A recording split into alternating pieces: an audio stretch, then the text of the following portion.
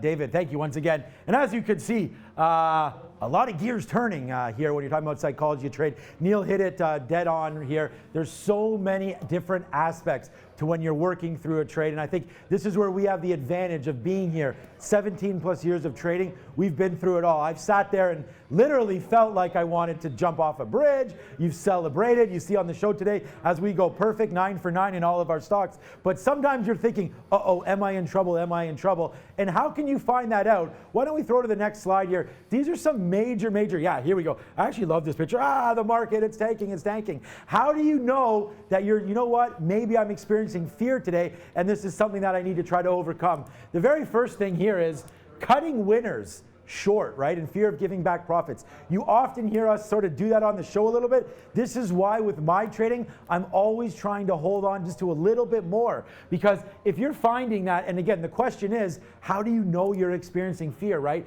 And I think it's just because you're so scared to give back profits that you definitely cut your winners short. Another way of figuring it out is that you're just hesitant to pull the trigger. So you're sitting there saying, I kind of like NVIDIA short here, but I'm actually not sure if it's going to be a winner or a loser. I'm a little bit scared of the position.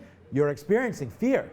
Another one, hanging on to losing trades because you don't want to take the loss.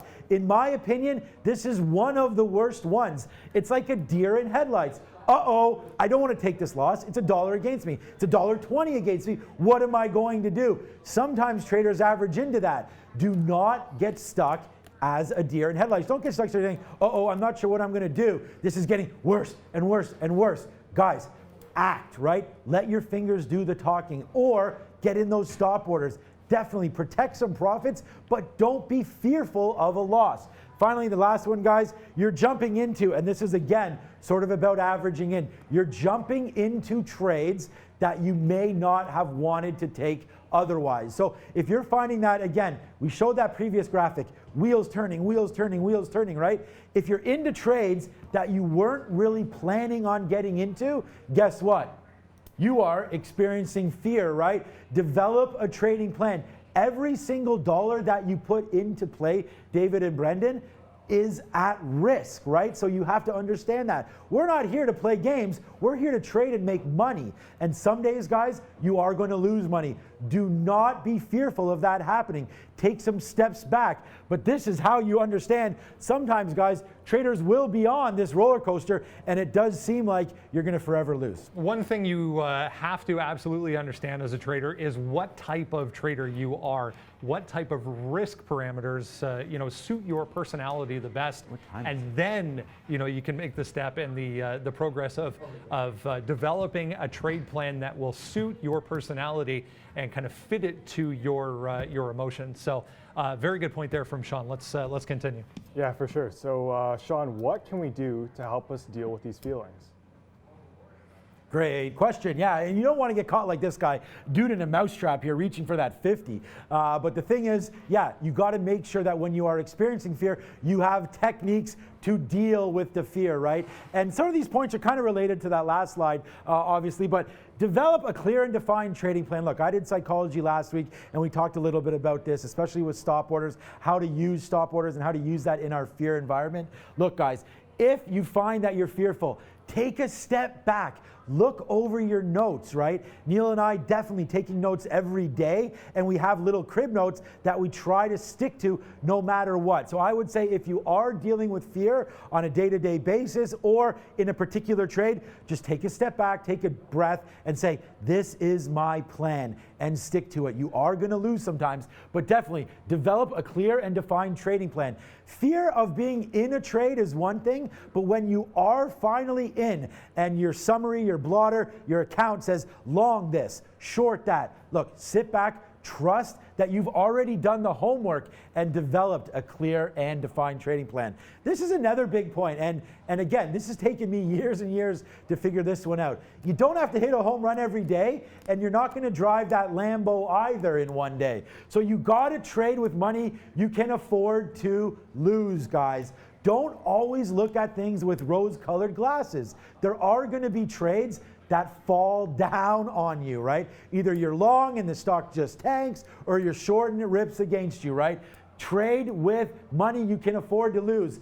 My own personal rule, and I know we've gone back and forth with this on the show a little bit, 25% daily stop is kind of where I put my eggs in, right? So if I'm going to lose $1,000 on a day, then I take a trade with an average in idea and a total share idea that I don't want to lose, in this example, $250 on the trade.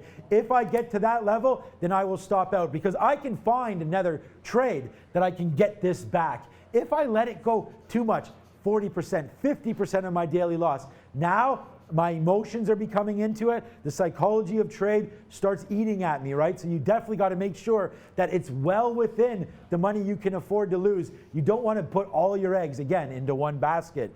Expand your knowledge. I mean, let's be perfectly simple. We trade many different markets here on the show. If you're finding struggles with one style of trade, or you don't understand what the GDP number meant, what are housing numbers going to do to housing stocks? Expand your knowledge. Read more, study, listen to podcasts, right?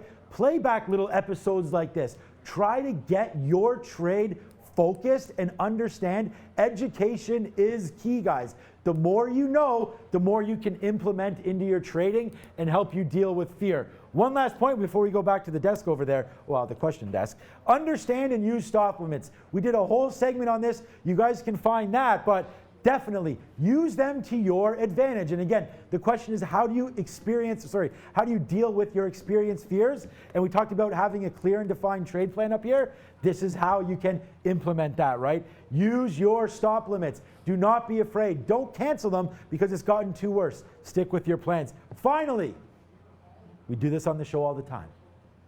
Slow down. See what I did there? Slow down. You have to slow down, guys. Less emotions. Look at your trade almost as a binary thing, you know, ones or zeros. If this happens, then this. If that happens, then this. So that's the way you have to look at it.